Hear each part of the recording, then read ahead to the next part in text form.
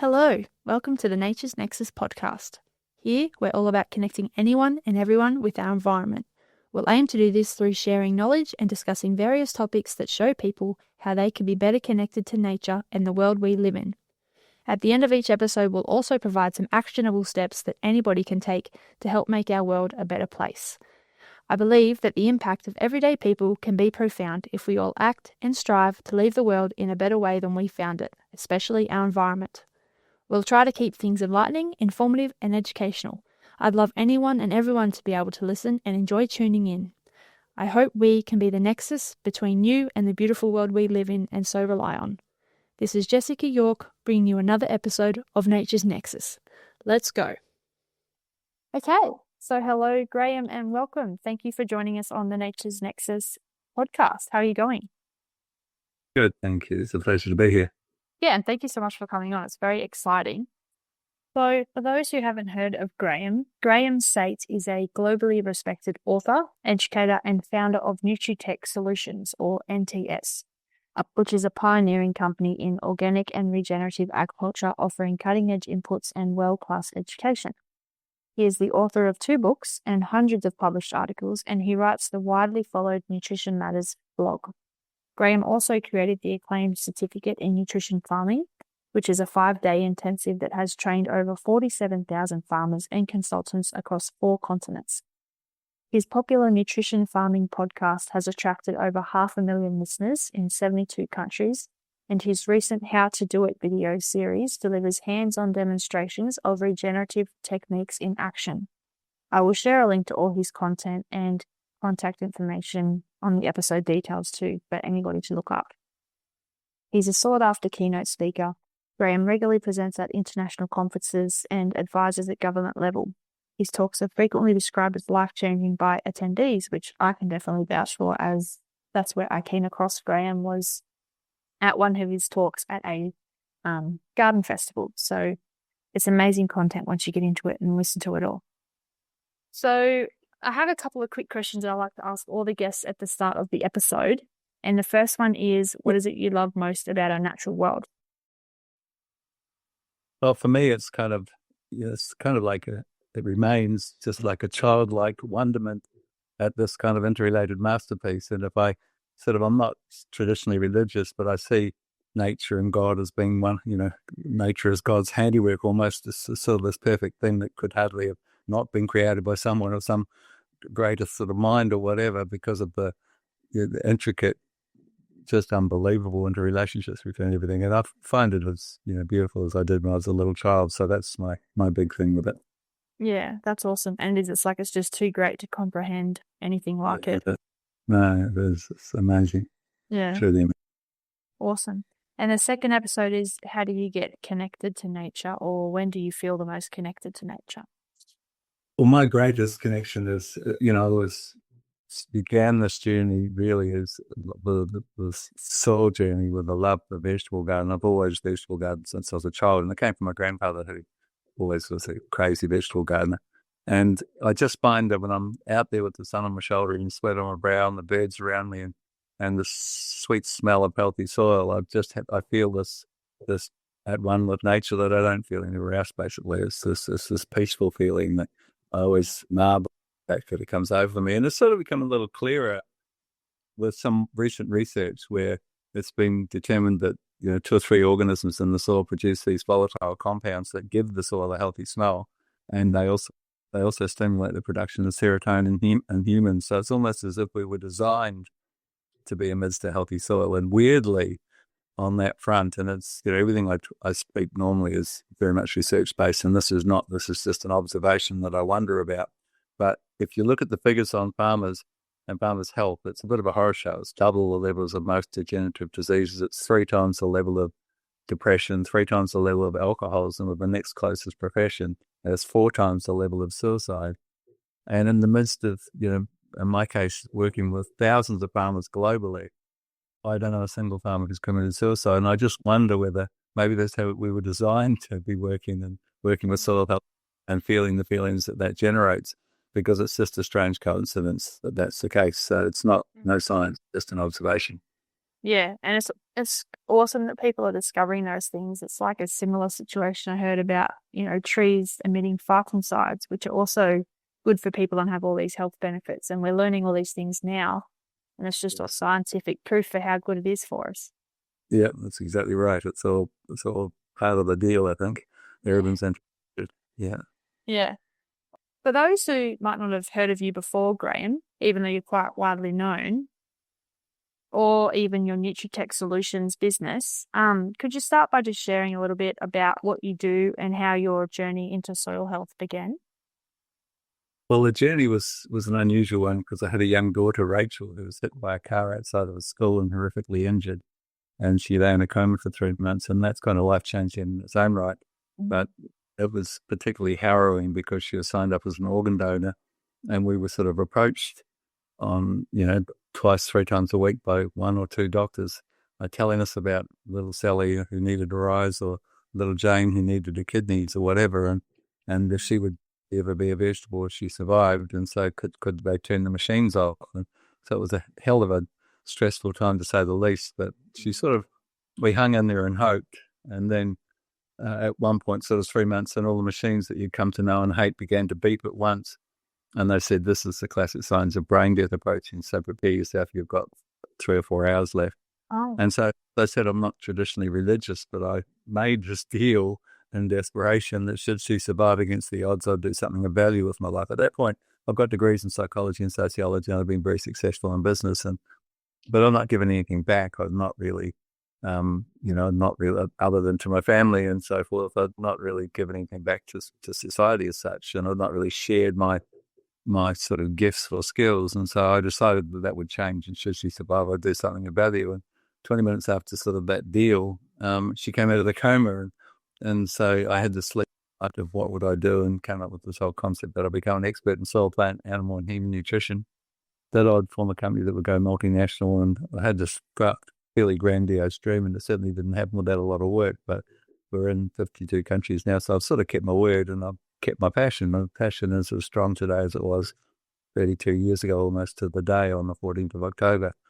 Yeah, so that's where it comes from. huh. Yeah. Unusual start.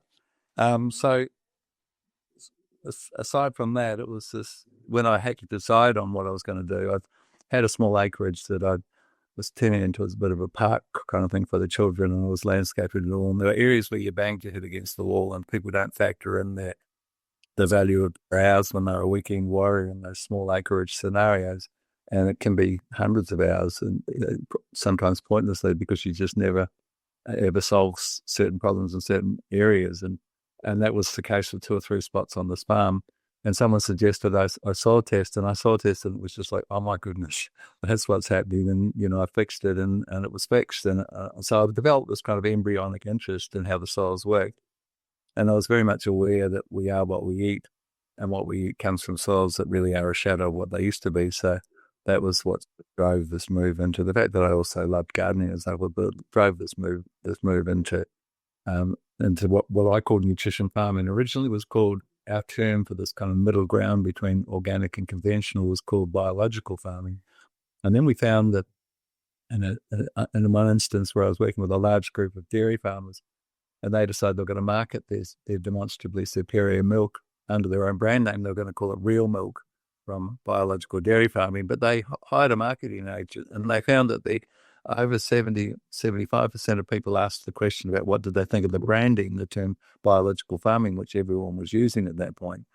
The vast majority thought of guys in white coats tinkering with genes, or they thought of biological warfare. So it turned out that it wasn't the best choice of name. And that's when the term regenerative agriculture sort of surfaced. And it's a nice term because it kind of, rather than sort of sustainable, where you're sustaining an existing state of affairs, this is regenerating something and improving it. So it's a nicer term in that context. But for me, everything comes back to nutrition. It's all about, well, nutrition is minerals, microbes, and humus, and how those 3 things interrelate. So we decided to coin the term nutrition farming, and that's what we promote. That approach is what we promote around the world. So that's sort of where it came from. And we've sort of expanded out, as I said, into 52 countries now. I think the podcast is in 74 countries. So Yeah. we're still spreading the word as much as we can. So the company has 5 divisions. It's got a really huge sort of soil health, plant health division with really an almost unwieldy number of products and things, because I wanted solutions for every scenario. And so I created this huge range of, it doesn't mean you need anything like that. It's just that they're all specific to specific problems, many of them. And then we've got a home garden range, and it's quite an advanced home garden range. It's probably, well, there's nothing quite like it, because we've based it upon our research into, regenerative inputs in agriculture. Then we've got a human health division. We've got a really, really vibrant education division where we do 1 day, 2 day, 3 day, 4 day, 5 day courses all over the globe. And that's myself and my agronomy team. We have a conference centre where we're based on the Sunshine Coast in Yandina. And I travel tremendous around the world, sort of sharing the word. So that's the education division. Then we've got the small animal health division. But the fifth part is that we decided we wanted to walk the talk. So we bought 2 farms, one in the subtropical region, that's where I'm speaking from at the moment, and another in the coldest part of Queensland, which is Stanthorpe on the granite belt, which is, very, very temperate. So that, because we're working in both scenarios, so we wanted to have a demonstration farm for each. Yep. So that part of the reason for the farm, other than research and demonstration, was that we wanted to demonstrate a really important thing for farmers, because our whole push is to make farmers more profitable. It's such an important profession, and so few are profitable. It's been the whole thrust of what we teach, is how in the many, many ways you can become more profitable in your business. And so part of that is value adding. So we call the 2 farms nutrition farms, not nutrition farming, but nutrition farms, and they have their own logo under the farms brand.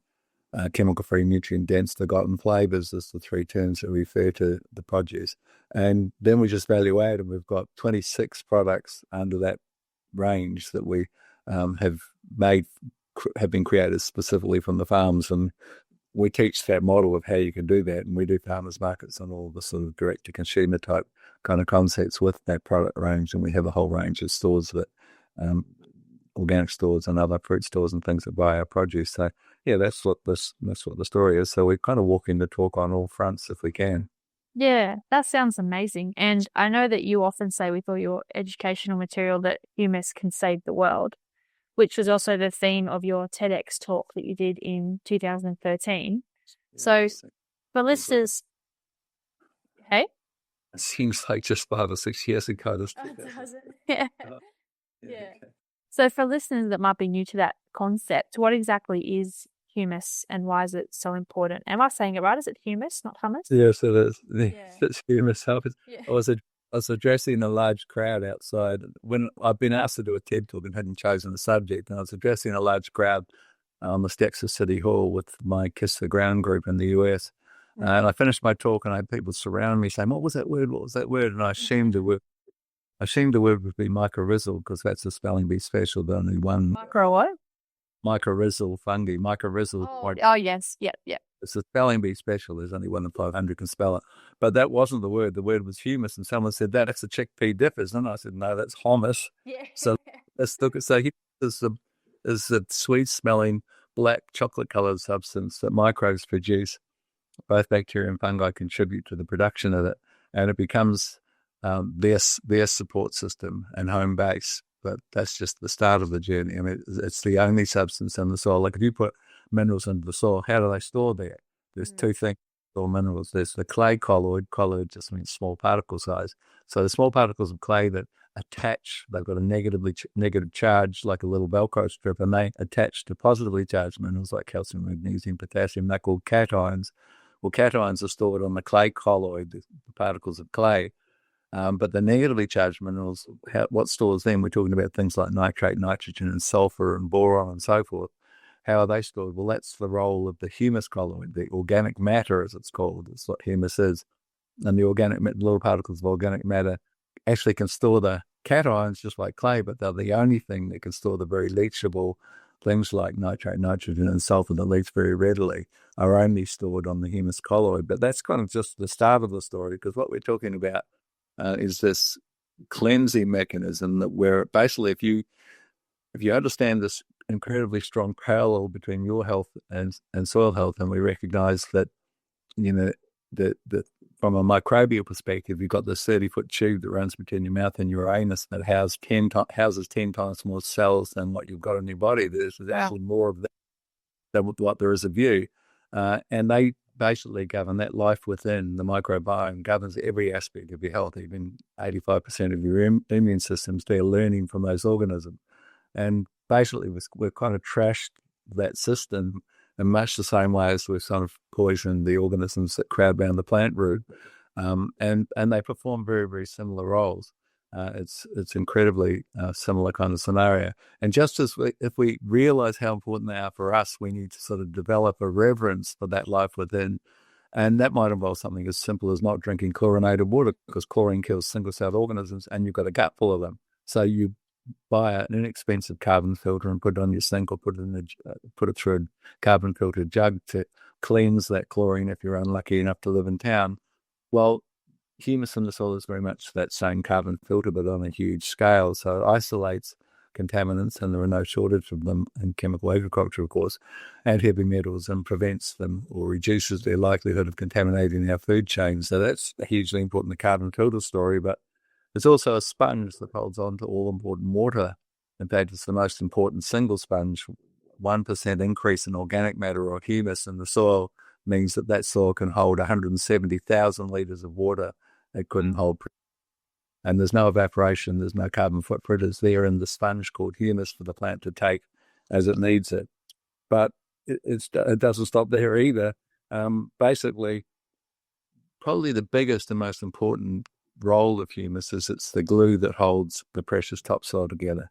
And we've got this huge issue where we're losing 7 to 12 tonnes of topsoil per hectare per year globally, and it's increasing because we get more and more extreme soil. We're washing away more and more soil, and our rivers run brown, and dust storms coat the entire eastern seaboard as they did a few years back, and so forth. The glue that holds that soil together is humus, and we've gone from 5% organic matter in the 1900 down to 1.5% average globally now. So we lost 2/3 of that wonderful sponge and that wonderful glue, and consequently our soils are disappearing really, really quickly. In fact, one of the world's leading scientists, Professor Ratan Lal, has suggested that we've got, now 55 years, 65 years ago, 55 years, and there's nothing left. We don't have any topsoil, which is like this massive story. There's nothing more important than that thin veil of topsoil that feeds us. So it's a pressure that we need to retain, and the thing that retains it, the thing that holds it together, is called humus, the glue that holds the soil together, that beautiful, sweet-smelling black stuff. So that's the story of humus. And it's when we talk about how we can build it, there's a really interesting creature called Mycorrhizal Fungi that I mentioned a little earlier. Is that spelling bee special? Do you want to try spelling it? I think it's, mycorrhizal. I've seen the word before. I think it's MICROH. No? MY. MYCROHIZAL. Something like that. Just 2 R's. 2 R's. Oh, but otherwise I got it almost right. Yeah, you did. I give away a prize each time anyone can spell it when I'm doing the talks. I do. But mycorrhizal fungi basically is 90% gone. I mean, there's lots of research showing there's 90% of the creatures are gone in our soils. And at this point in time, it's arguably the most important single organism, because mycorrhizal fungi, we now know the most common strain, it's called the glomallis strain, spits out this sticky carbon-based substance called glomalin. And what we now understand is that glomalin is kind of a triggering mechanism for the soil to build humus. And 30% of all the humus in the soil comes from one organism that's not there anymore. Wow. So it becomes huge, even at governmental level, to say, look, we need to incentivize, we need to put this thing back, because it's literally the most important creature on the planet at this point in time, although many people would think perhaps they're the most important, but no, in this instance, in the bigger picture, this is hugely important. And I'm surprised before when you said that only, the organic matter level in the soil back in the early 1900s or whatever it was only 5%.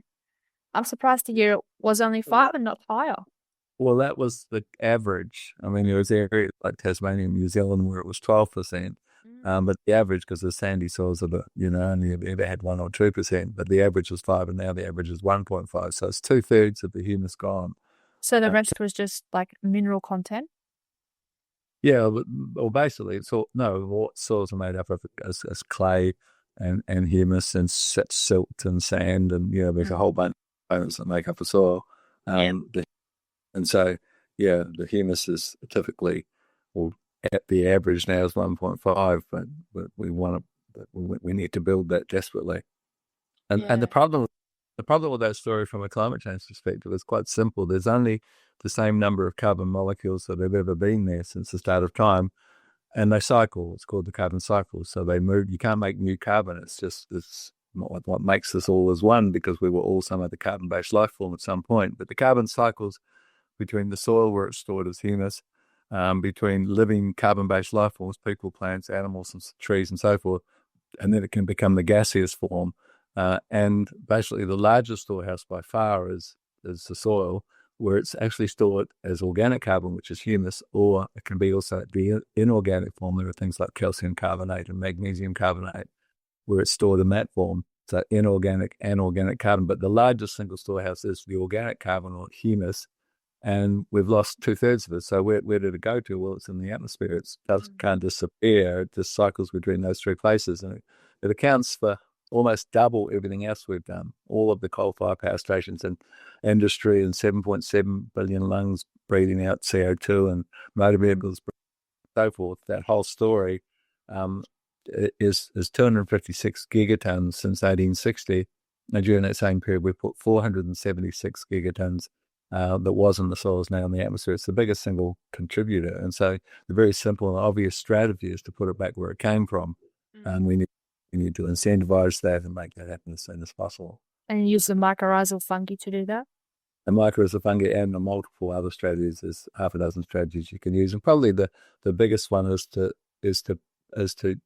plant cocktail cover crops. Multi-species cover crops has been shown to be a tremendous, and animals, interestingly, difficult for the vegans amongst us, because they've got good reason for being anti-animal farming, but the reality is that animals, particularly cattle, can literally help save the planet. They're actually really, really big players. And this is the finding, that if you dovetail pasture cropping, where you put as much variety as possible into that pasture, and then you intelligently graze it, which means you use the effect of large numbers for a short time in the paddock, that's the best way to build organic matter.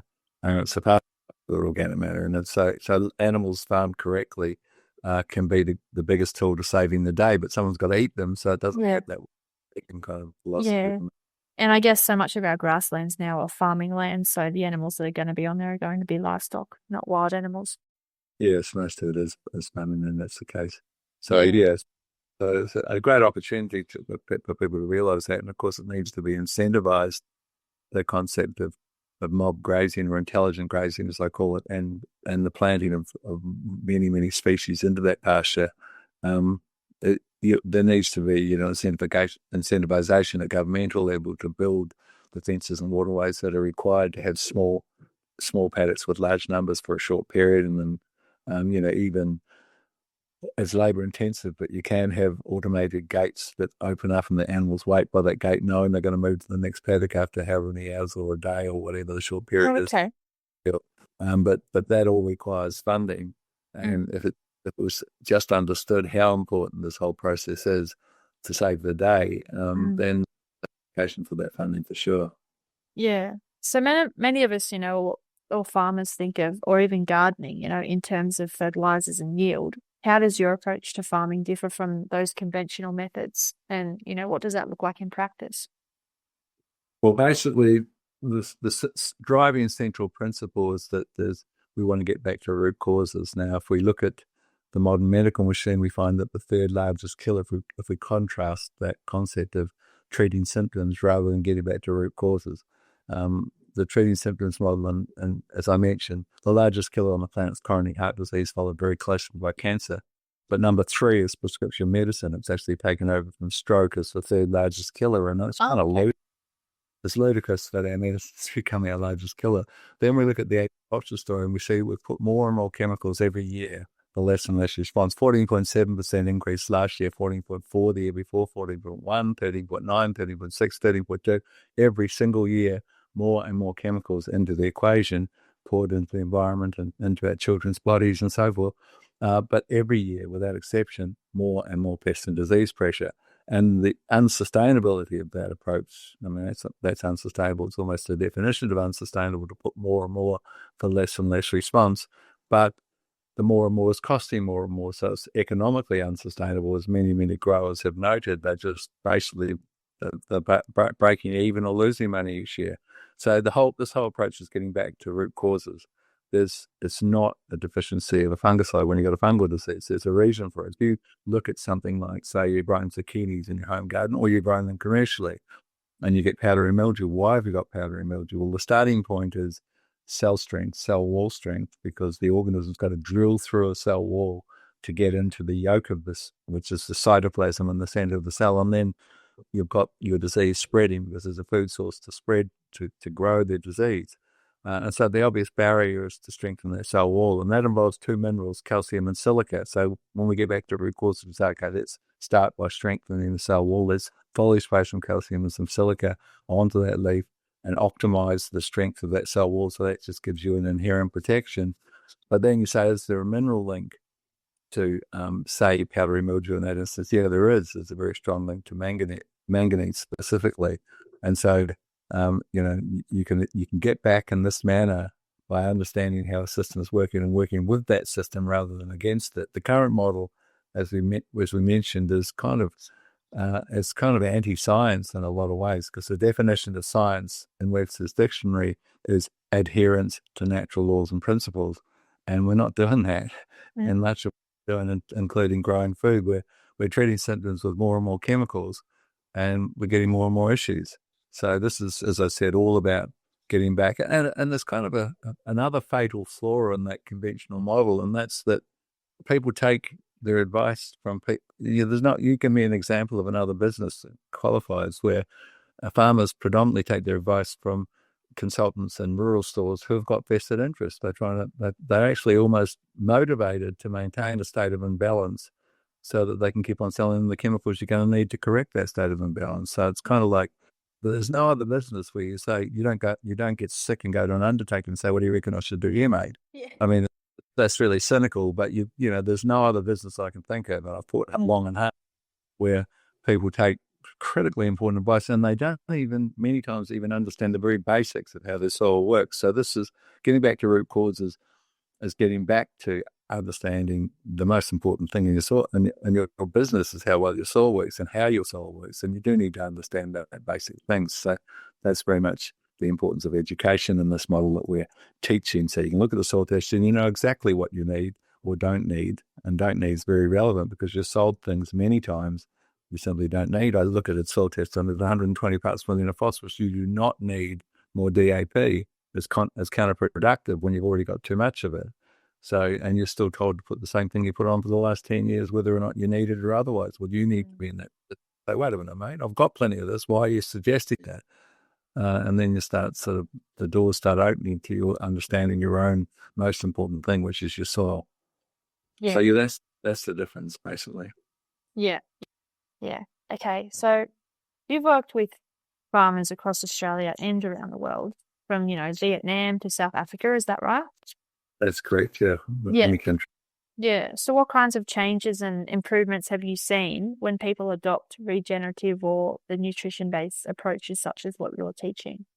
Well, the biggest sort of simple philosophical change for farmers is that they get excited and they get passionate and they have fun farming, which is hugely important. I say to people, you've got one short life. If you're not waking up in the morning and thinking, yes, I'm into this, and you're passionate about your farming, do something that you are passionate about. You'll get good money for your farm. Sell your farm now and do something. It might be woodwork. Could be anything, but whatever it is, you've kind of wasted a life if you're not passionate in this farming enterprise. So what we find with people who start working with the natural system rather than against it is that they reclaim a passion and they have a lot more fun farming. And of course, if you're getting back to root cause and solving problems rather than constantly treating symptoms, that's going to be more fun and less stress as well. And so we find that side of things from philosophical perspective.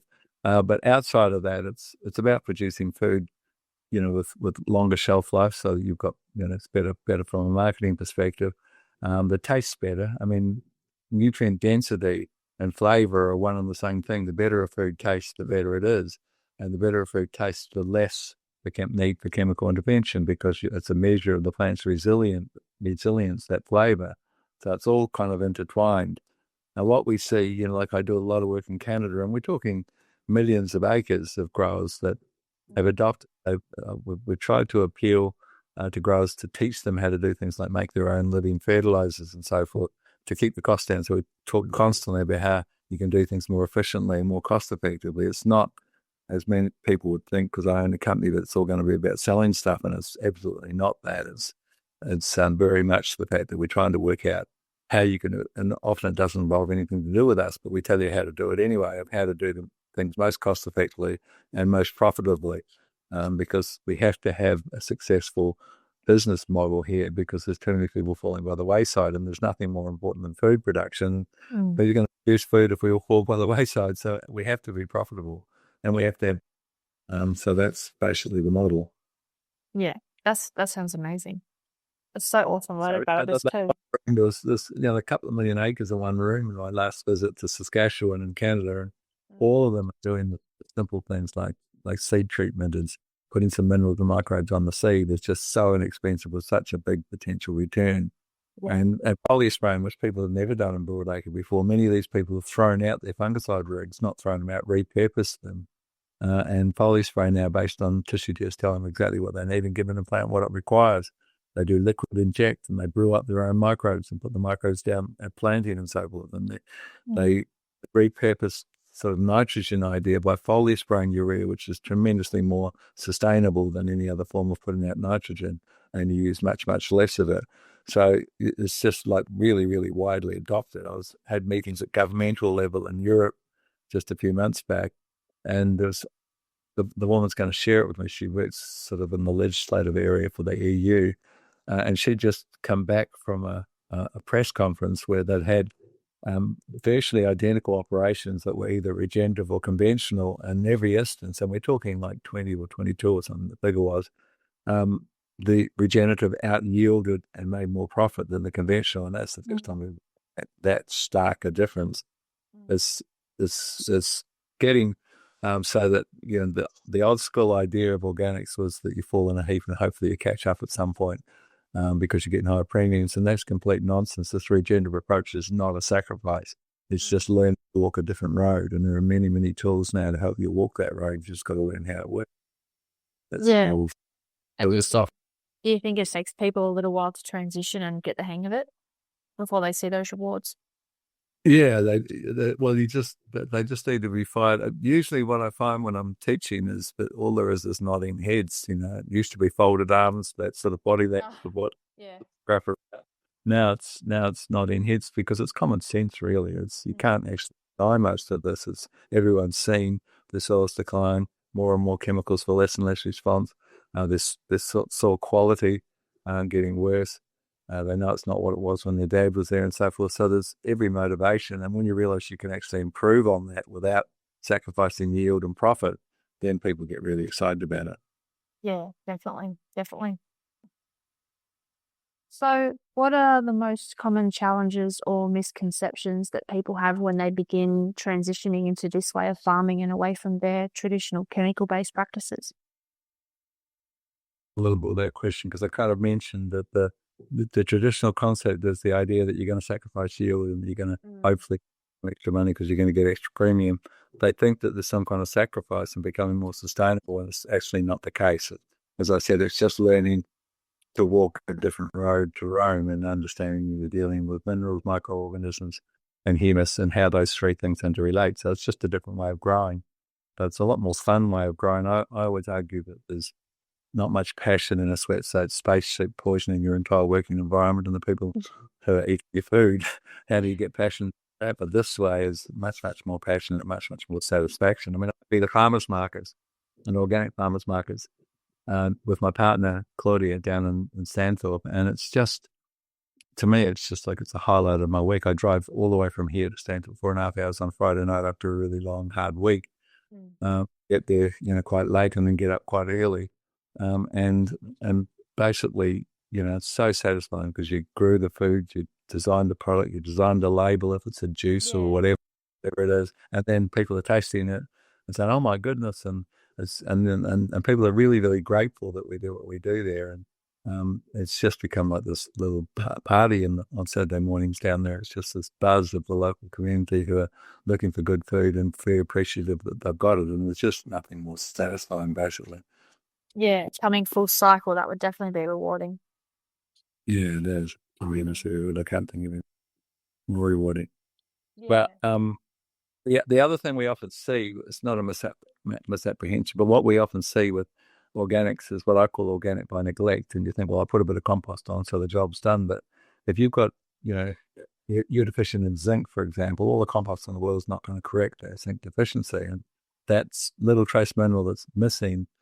In the case of zinc, it governs the production of a hormone called auxins, and auxins in turn govern leaf size. So that zinc deficiency that can be corrected in some instances with a simple foliar for $3 or $4. Those zinc deficiency will mean you've got a smaller leaf, which is a smaller solar panel and smaller production. So it's, it can be, and we see this organic by neglect thing so often. People are paying these high premiums for organic food, and yet the food is sometimes substandard compared to conventional food where growers know what they're doing.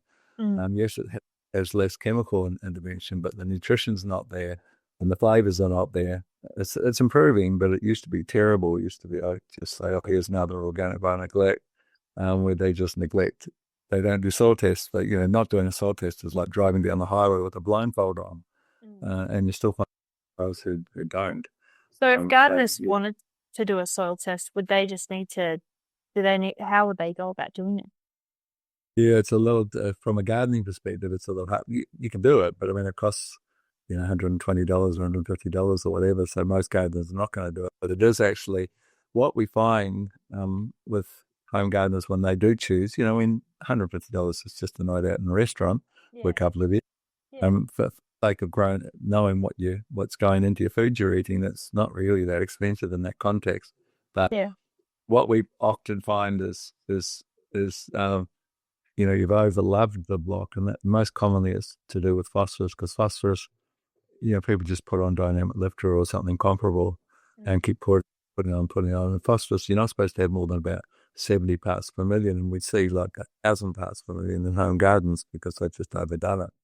And then phosphorus shuts down other minerals, and you sort of created a bit of a mess really from just overdoing it. So at least the test will let you know where you're at on that front. With that, usually the trace minerals are underdone and the major minerals are overdone. But at least you find that out and you know how to move forward then. So I think a soil test is invaluable even for a home gardener.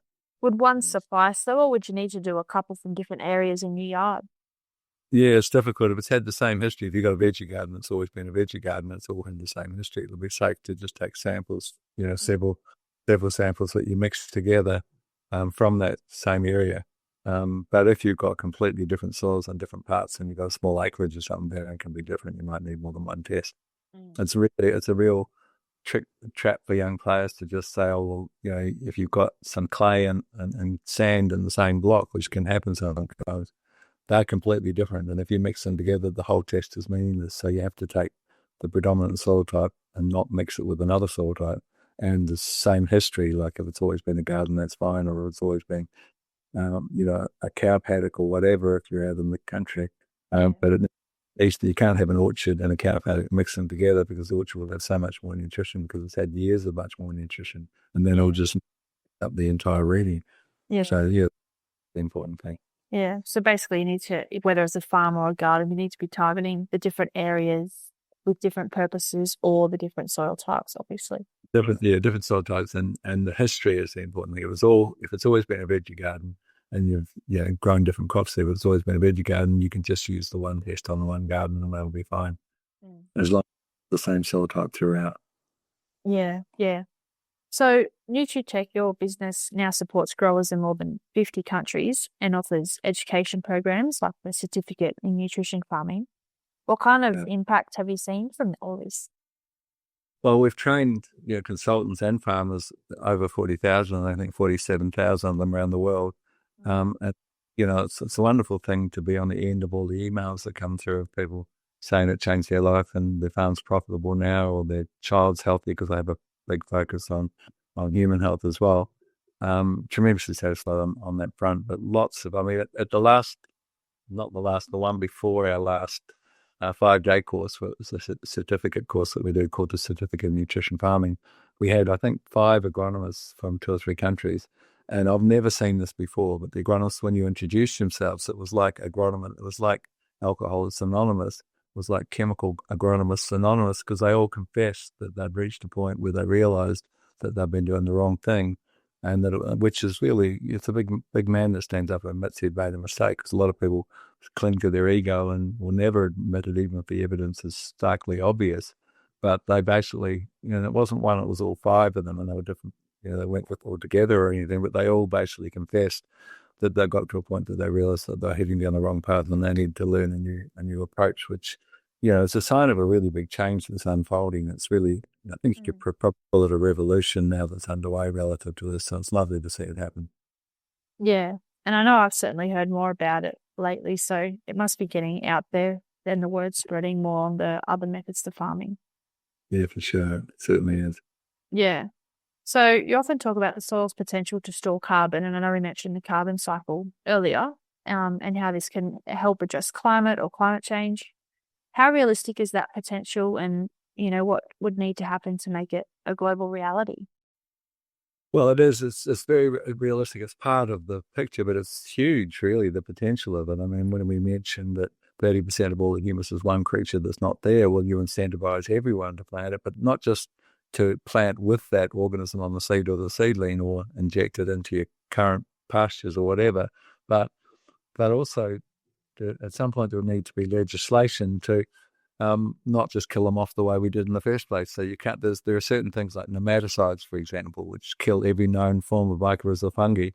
They will, at some point in the quite near future, be made illegal. You can't continue killing the organism that saves the planet. It's absurd. Yeah. And so we need to put them back, and we need to then protect them once they're back. I mean, you can reintroduce them, but it's costly. You've got to do that every year. It's far better to put them back and look after them and avoid the things that killed them in the first place. And amongst those stories, of course, is that herbicides turn out to be quite harsh on those organisms, as do obviously fungicides. And so we have to look at how we can manage those things more efficiently. And there's big changes happening on those fronts of getting back and sort of strengthening the plant and reducing the need for fungicides and so forth. And even just the nutrition story of knowing what the plant needs. A leaf test is so basic. It's just, what do you want, plant? Oh, that's what you want. Okay, here it is. And usually through the leaf, because it's 12 times more efficient. And keeping that nutrition up, which means you've got to do a leaf test to know what the plant needs. That's the secret of having that nutrient-dense plant with the forgotten flavors and extended shelf life and much less need for chemicals. So that's become this hugely adopted thing. The foliar fertilizing is like a phenomenon or a revolution that's happening in every enterprise. Pasture people are foliar fertilizing. Golf courses are foliar fertilizing. Obviously, it's always been in orchards and vegetables, but broad farmers everywhere are foliar fertilizing now, because it's just this direct entry point, 12 times more efficient. So it's wonderful to see that change happening. Yeah. So with that leaf testing, I didn't even know that you could do that. I mean, I've heard of soil testing, but not leaf testing. So is that something farmers would do when their crop comes up? They would just go and get some leaves to get a general gauge of where it's at. And even if they only do one leaf test during the season, that leaf test should be directly before flowering, because now you've reached the business end of the season where you make your money and you want to have everything right. So you just ask the plant, what do you want, plant? Okay, that's what you want. Okay, here it is. And then there might be a kilo of zinc or whatever. You foliar spray exactly what's required on the plant. It's not rocket science. It's really just 1 and 1 makes 2. You give the plant what it wants, and it says thank you. And that thank you includes increased profitability and less need for chemicals. So it's a great outcome. Yeah, it makes total sense. Yeah, it does. So the cross-disciplinary of connecting soil health to human health, the gut health, food nutrient density, which I know you touched on earlier, this makes the topic relatable beyond farmers to everybody. Everybody should have an interest in their health and where their health comes from, which is the soil. In your view, how can, anybody improving soil health, influence not just our environment and farmers and gardeners, but also, the bigger topic of food security and human health and well-being? Well, the basic sort of concept here is that the healthier the plant, the less need for chemical interventions, and we need to understand what we're eating. And this is what's so sadly lacking, because people have got no conception. I mean, I work with vegetable growers globally, and many of them will not eat their own food. They have a block back, they don't put chemicals on, and so if we look, I can't believe how kind of irresponsible we are here compared to like our most widely used fungicides on everything you eat. I'm talking every fruit, every vegetable, everything. There's a fungicide called Mancozeb, with brand name's Diaclone, is just the most widely used fungicide in Australia. And it's been banned in Europe. So I had a closer look at it, saying, well, why is it banned? And oh my goodness, I mean, just Google for your own sake neurodegeneration and diethane, or neurodegeneration and mancozeb, which is the active component, and you'll see page after page of study. And then get Google cancer and mancozeb, and there's page after page, admittedly mainly rat studies that it gives cancer to rats, but usually that translates, and we just haven't done the studies yet with humans. But then look at endocrine disruption, and you find that it messes with the thyroid, and your thyroid's your main endocrine gland, and the three biggest cancers are endocrine related. And it's just it's a really harsh chemical, and it's on everything we're eating. But that's why you need to have your home garden to escape that stuff. I argue that the home garden is the ultimate wellness tool, because it's not just that you're going to produce, you're going to take care of your liming, because a lot of people don't do calcium, and calcium governs the uptake of everything. It's called the trucker of all minerals. So you lime the soil first, and you try and get your pH at about 6.4, where everything's most available. And then, use compost, and maybe things from the ocean that have the full spectrum of minerals like fish and kelp and so forth. And so you produce this beautiful food, but it's not just that the food has no chemical contamination and that it's better for you. It's also that you can eat it fresh from the garden, and that's a huge thing, because people don't realize that. If you take a snow pea, for example, and pick it, 12 hours later, it's got 50% less vitamin C. Mind-blowing. Yeah, there's a tremendous loss of nutrition. And if you've got a home garden, you don't make a salad and then eat it for the next 3 nights. You make a salad because you've got the luxury of doing that, because you've got plenty of veggies. Give it to the chooks or whatever, what you don't eat. But you have the luxury of champagne food at its very, very best. And it becomes, the home garden is the ultimate wellness tool. And when you partner that with the fact that sweet smelling soil is going to produce your serotonin, increase your serotonin, you're going to feel better and less depressed and more at one with the world around you. It sort of becomes like the thing that everyone should be doing, really. It becomes a very rewarding cycle. Yeah, everyone needs a home garden. There's no doubt about that. Yeah. And so, So the parallel, though, very simply, the microbial side of the equation is huge. To understand now that every aspect of our gut, I can walk behind you in a supermarket and tell you the health of your family based on what's in that trolley. Not that I would, but sometimes I feel like it. Yeah. I mean, literally, the amount of simple understanding, you've got this 10 times more of them than there is of us, and we're not really them and us because we're one creature. But those organisms, that microbiome, those 100 trillion organisms in your 30-foot digestive tract govern everything, every aspect of your health, brain health. There's now findings with the concept of fecal transplants, where you take a perfect person, a really resilient person's poo, you brew it up, you nuke everything in your gut, and you put that into your gut. There's one study with people with manic depression, where long-term manic depression, where they had an 86% cure rate of manic depression by changing gut organisms. So the gut being the second brain takes on a huge importance. But if you look at that story of the external stomach, which is the microbes around the plant's fruit, ours is an external stomach. Theirs is external. The plant can't do anything. It's got a stomach that it sustains. It pumps 30% of its sugar out to the organisms around the roots, and that they in turn break down nutrients and give them back to the plant, fix nitrogen, soluble phosphate. There's a microbe behind every mineral. There's just this incredible parallel. And if we look at the model of the most important process on the planet, which is this process of photosynthesis, that's how the building block of all carbon chemistry, that's where we came from.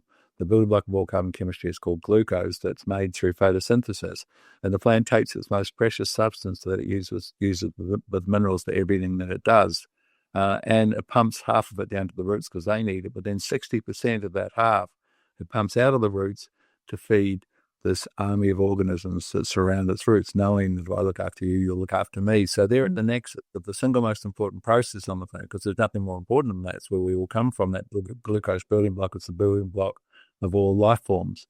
And so the nexus of that is actually a really important principle. And that principle is give and you shall receive. And that applies to humans and in our lives, just as much as it applies to the most important process on work, because it happens all through nature. You don't get what you don't give. And we look at, I lecture on longevity, and we know that longevity is about very specific exercise, very specific nutrition, very specific supplementation that can give you that 10, 15 years. But now there's a fourth one that comes from an Australian study, and guess what it is? It's as powerful as any of the other three major longevity tools, and it's called volunteering. In fact, they discovered that that's the whole deal. That's give and you shall receive. So you give and you say, what am I feeling? And you're feeling the sense of peace and harmony you've never experienced before because you can't get what you don't give. So it's exactly the same principle working with us and in our lives as happening constantly with the plant, giving away 30% of its most important substance, and then the microbes giving back even more in return. So give and you shall receive is the driving thing of everything, basically, the most important single principle. Yeah, I know I've certainly heard the principle before. Yeah. Yeah, no, it's huge. So, yeah, I think that's pretty much it. So yeah, just recognizing that that we've assaulted those organisms. So it was always this huge sort of debate about what was more important, the minerals or the microbes, and they're massively interrelated because, a ratio, for example, called the calcium to magnesium ratio, a really important ratio in the soil, governs how well that soil breathes. And the most important single element for all living things is oxygen. It's not minerals, it's oxygen. It's the single most important element. So you want a soil that's open and friable enough to allow oxygen in. So you can't sort of separate minerals and microbes because the microbes have to have calcium and magnesium working together to open up their soil and sustain them with the oxygen component. But yeah, so you can't sort of differentiate. The minerals and microbes work together and are equally important. But then there's this work by this guy called Dr. James White, and it's called rhizophagy. He pronounces it rhizophagy, but they tell me on the pronunciation sites explicitly rhizophagy.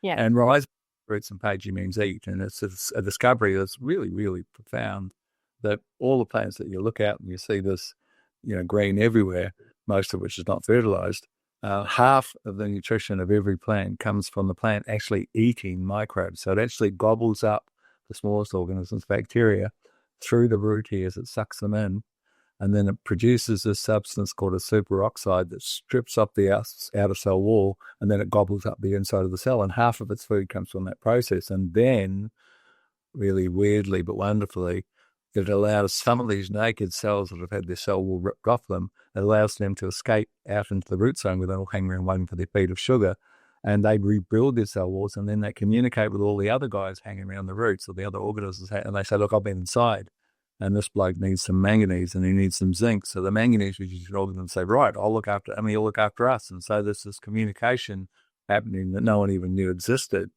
And it's fascinating. So now we're sort of starting to think, well, maybe the pendulum's moving.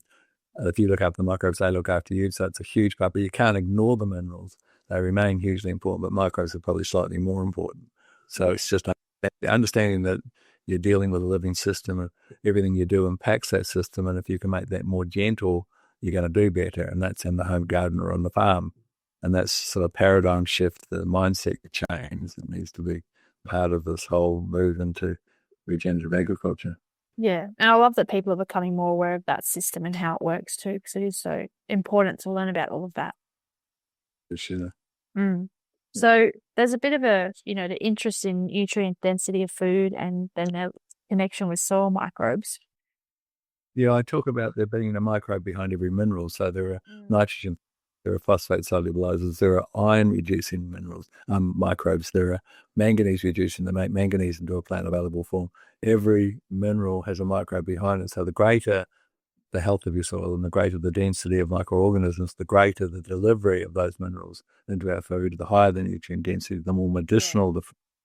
It's really important to understand that the founder of modern medicine talked about food as medicine. This is Hippocrates. He said, let your food be your medicine and your medicine be your food. And we're now understanding that you can't get anything like what you can get from food from a bottle.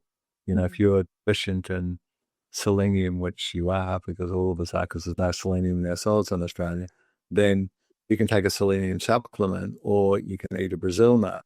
And that's a great example of food as medicine, because there are 6 things that govern selenium's uptake and utilization in your body, and all of them are there in the Brazil nut. They're not in the bottle of pills with selenium.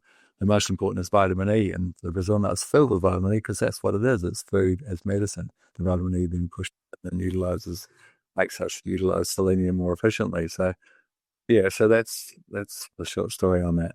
Yeah, it's a really nice cohesive way to put it, definitely. Yeah. Yeah. So then from all your experience, what do you think's needed, scientifically or economically or politically to help regenerative agriculture become the mainstream rather than, the exception? Well, education, obviously. I mean, the demonstration farms. Farmers like to see things working, and there needs to be more demonstration farms showing what's possible. There needs to be, government-funded education, really, and how you can do how this thing can work. And you do need to have, it's very different than having an agronomist that says, put this on, mate, can you do it? Like a little slave. I mean, you actually got to reclaim responsibility for your own soil, and you have to have a little bit of an understanding on how to do that. But it's so much more fun when you understand it. So we need to have, we do need carbon. You could say, oh, well, why would farmers need carbon credits to build humus in their soil? They've got children who are going to inherit this damaged planet, so they've got all the motivation. But the reality is, the farming's getting harder and harder. It's not getting easy.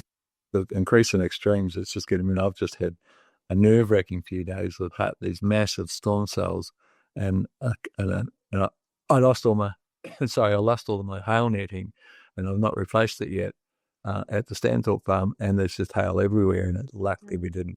It's only the start of summer, so it'll be rare that we get through without a hail event. But I mean, that's just those extremes are happening all over the world, and there will be food. The one thing I picked up from at ministerial level when I was meeting with ministers in Europe was that everyone's aware that there's going to be a food crisis sometime soon. I mean, there's nothing sure of this. Everyone's hurting everywhere with all these extremes. And at some point, as they say, the shit hits the fan and we're going to be in real trouble with food. And so good idea to be a bit self-sufficient, even just for yourself, and have your own veggie garden and so forth, to be prepared, because there will be troubles at some point. There's nothing more certain. Because of all the hectic weather events. Yeah, there's just people having droughts and floods and heat waves and late frosts and early frosts and tornadoes. And I mean, it's just a lot that's ever been previously, and that affects the whole.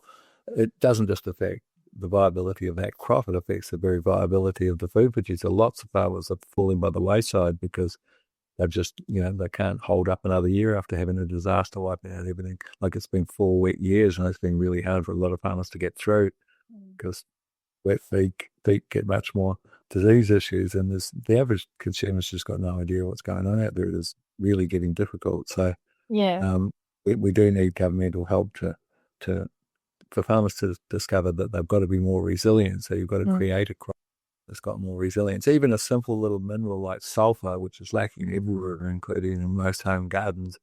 We used to get it for nothing. It came down in the rain, it went up as sulfur dioxide, and then came down the rain. Of course, that was called acid rain, and it killed waterways and forests. So we banned those emissions, and there's no free sulfur anymore. So no one's caught up on the fact that we don't get it for free anymore.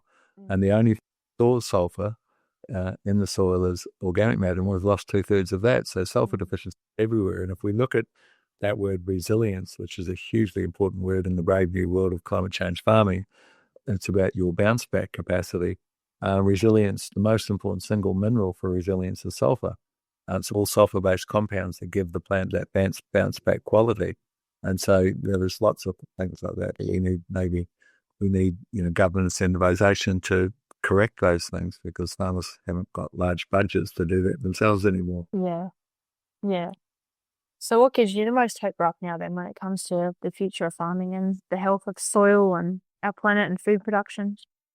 Well, I still am positive, believe it or not, with that, because, we're an amazing species with this incredible initiative. And, as each problem comes, we usually find a solution, and we've got to start back fairly quickly. But the biggest sort of concern is that we need to have a young generation moving into farming, because who's going to produce that food if we haven't got young people doing it? So I was very happy with the most recent course where a father brought two sons along, 15-year-olds, and when asked to introduce themselves, they said, "Dad dragged us along." It was all they said. At the end of the course, 5-day course, they were absolutely fired up and they want to farm, because they start to understand it's actually the most wonderful profession to compare farming with all of it. I mean, it involves everything. You've got to learn all of these things about how to manage a farm, but you're out in nature doing it. Yeah. You can do the chemicals, it becomes a hell of a lot more fun and more satisfying. Mm. But it's not just just producing the food. You've got to sell it, so you've got to have all the digital skills now to be able to market it with social media and all the different things that you can do it in farmers markets and branding or advertising. I mean, you literally, you've got to be a mechanic, you've got to be a builder, because you've got to do things like that on the farm constantly. I mean, it's never boring for 1 second. It's the most interesting profession you'd ever find, compared to the average person driving for an hour and 20 minutes, sitting in a room with a little square box either side of them, with a computer either side of you, driving home for an hour and 20 minutes. And it's sort of a half-life in comparison with farming. Yeah. I mean, it is the greatest profession. We're honoured to be able to do it, but we've got to keep doing it. We've got to get young people involved. And, that's the challenge. And I'm sort of doing my best. And there are many of us who are trying to make sure that we've got this next generation coming on and enjoying it, because it is really, really hard work. That's the bottom line as well. But now there's things like drones that are going to be very much part of farming in the future, and there's lots of fun things that people can get into. And we're seeing more and more young people starting to come to courses and things. So I'm hopeful. I think we've still got a great future. Yeah, that's great to hear. And yeah, we're soon to see how everything develops with technology. And if we do fund farmers to build carbon, which we've started to do, and some farmers are getting their first checks, the carbon credit checks, it's fascinating because, when we look at the National Bank, who said, why are so many farms falling over? And they had a review of what makes you profitable. The single most important thing that drove profitability was the percentage of organic matter in your soil. So to think you're going to be paid for the very thing that increases your profitability could well be the dawn of the golden era of agriculture. Could be a really, really positive thing as we move forward. So I'm running with that story at the moment and trying to keep positive. Yeah, definitely. And that probably leads us into our final question, which is, for farmers or gardeners or anybody listening who would like to get into this sort of thing, what are some simple or practical steps to start improving soil health right away? And, how can people get involved or learn more? Well, simple little things. There's probably nothing more important than mulch for improving soil. I mean, mulch is just, like you can get free mulch from the council. We've got a truck here that just goes down and picks up 6 tons at a time. We've been back hundreds and hundreds of tons of it. If you do nothing but take a really garbage soil and put 8 inches of mulch over it, and then just leave it for 3 or 4 months or 5 or 6, it turns into black humus, that earthworms and the whole thing changes. Then you can make sure you add a little bit of lime and a bit of gypsum and things that are needed to condition that soil and get the soil breathing. And then, as I said, you can use things from the ocean, fish and kelp. You can use the composted chicken manures judiciously, not too much of them, but they've got the full spectrum of trace minerals. You can foliage, as we mentioned. We have things, and there are other companies that have got things with all the trace minerals, and you take care of that. And then the other thing, when you've got an opportunity, you can buy small packs for the home garden, but you need to remember that nature wants diversity and it wants cover always. And so if there's ever a time that you haven't got a crop in your garden or on your farm, then you put a cover crop there, and this cover crop feeds the organisms, and the more diversity above ground, the more diversity below ground, and the better, just says thank you, and the better everything works. So those are the sort of simple things to get started. Yeah, amazing. All right, we might leave it there, but thanks so much for coming on, Graeme. And at the end, I do like to leave an actionable step for that anybody or everybody can do from today's conversation. So is there anything that you would recommend for that? Yes, grow vegetables and make sure they're heirloom vegetables, the original vegetables. And the reason for that is that when we've decided that we want to own a patent and we want to move things out, there's only the certain number of genes. It's called the genome. We know exactly how many genes are in every species. And when you decide you want to own that hybrid, you've got to move genes from doing one thing to doing another thing, and something suffers. And what typically suffers is nutrient density. So what my granddad did was he used the heirlooms, so the heirlooms are the originals that weren't messed with, so they're by far the most nutrient-dense vegetables. He would grade them, he would take the best, and it's a really fun thing to do for anyone who's into gardening. Take the best pumpkin, the best tomato, the best bean, and pull the seeds out and leave them in the sun, out of the wind, and dry them out, and then you put them in packets and you write the date of when it was. So every year you go for the best of the best, the best of the best. It just gets better and better and better, and you're using the original varieties that have still got all the nutrient density. And when you do that, then eat it fresh from a well-tended garden, you've just got the greatest wellness tool there is. There's nothing more important than that. That's what heirloom means, to use the best of the best from a non-hybrid. No, heirloom means the original varieties that weren't messed with. So you can go 3 or 4 companies that sell heirloom seeds, and so they're the originals that no one ever hybridized. So they have much greater nutrient density than the hybridized plants, because every time you hybridize something, so you can own it, you lose. Going to move the genes around to give you that brighter carrot or that different shape or whatever it is that you want to hybridize. So the heirlooms have got the full nutrient spectrum, and then if you take the best of the best from the heirlooms, then you just get better and better and better and more resilient, and you just have this wonderful. My granddad used to sit on the veranda sorting the seeds, taking his biggest pumpkin, his best tomato, and so forth, and it just got better and better and better until at the end, when he retired and moved into a small 5-acre block off his farm, he fed the entire neighbourhood with the most amazing food you've ever tasted. That was the best from the best from the best from the best for many years. So it's a great strategy to get into, great fun to teach the kids. And that's a really good tip for people if they want to turn their garden into the ultimate wellness tool. Yeah, for sure. And those seeds adapt to your conditions too over time, don't they? Which means helps them grow. Exactly. So you take the best. That's what it is, basically. It's natural. Taking the best each year, it just gets better and better and better and better. Yeah, definitely. Oh, well, thanks so much, Graeme. I really appreciate your time coming on the podcast. No problem. Nice to chat to you. Keep up the good work. Thanks, Graeme. Okay, bye. Bye. Thank you for listening to this episode of the Nature's Nexus podcast. I hope you enjoyed it and found some value in what was shared today.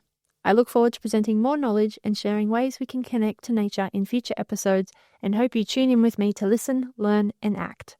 Thank you, and until next time.